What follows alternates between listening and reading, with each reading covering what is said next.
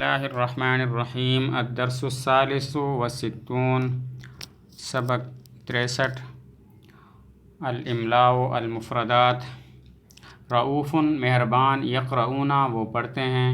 رؤوس سر مسئول ذمہ دار قؤول کہنے والا الطائرۃ ہوائی جہاز الاجرۃ کرایہ مئۃ 100 600 600 الف ہزار آلاف کئی ہزار۔ آگے جملے ہیں فی الطائرۃ 350 راکبا ہوائی جہاز میں 350 سوار ہیں فی قاعۃ الانتظار 280 راکبا ینتظرون الطائرۃ انتظار گاہ میں یا انتظار کے حال میں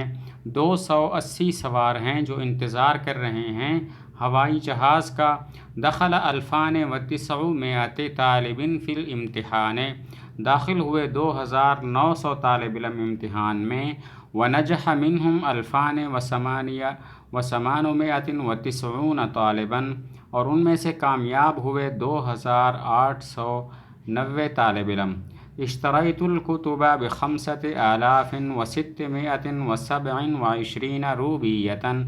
میں نے خریدی کتابیں 5627 روپے کی۔ انفقت فی سفری 25,000 میں نے اپنے سفر میں خرچ کیے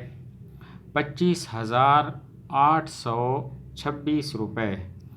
25,826 روبیۃ میں نے اپنے سفر میں خرچ کیے 25,826 روپے۔ آگے املا کے کچھ قاعدے بیان کیے کہ اگر حمزہ قطعی لفظ کے درمیان میں آ جائے اور اس حمزہ قطعی پر پیش ہو تو دیکھیں گے اس کے بعد حرف مدہ ہے یا نہیں ہے۔ اگر اس کے بعد حرف مدہ نہ ہو تو اسے واو کی صورت میں لکھیں گے جیسے رؤوف القیہ، اور اگر اس کے بعد حرف مدہ ہو تو پھر دیکھیں گے حمزہ سے پہلے والا حرف اس حمزہ سے ملا ہوا ہے یا جدا ہے۔ اگر حمزہ سے پہلے والا حرف اس حمزہ سے ملا ہوا نہیں ہے تو حمزہ کو علیحدہ لکھیں گے جیسے رؤوف، اس میں حمزہ ہے اس پر پیش ہے اور اس سے پہلے را ہے اور وہ اس کے ساتھ ملا ہوا حرف نہیں ہے، اسی وجہ سے حمزہ کو ہم نے علیحدہ لکھا۔ اور اگر حمزہ کا پچھلا حرف حمزہ سے ملا ہوا ہو تو حمزہ کو دندانے پر لکھیں گے جیسے مسئول قؤول شؤون، اس میں دیکھیں تو حمزہ پر پیش ہے اور اس سے پہلے مسئول میں سین ہے اور وہ حمزہ سے ملی ہوئی ہے، اسی وجہ سے اس کو دندانے پر لکھا۔ تو حمزہ قطعی اگر لفظ کے درمیان میں آ جائے اور اس پر پیش ہو تو دیکھیں گے اس کے بعد حرف مدہ ہے یا نہیں ہے۔ اگر اس کے بعد حرف مدہ نہ ہو تو اسے واو کی صورت میں لکھیں گے جیسے رؤوف القیہ، اس میں دیکھیں تو حمزہ ہے اور درمیان کے اندر ہے اور اس پر پیش ہے اور اس کے بعد حرف مدہ نہیں ہے۔ رؤوف میں فا ہے، القیہ میں لام ہے،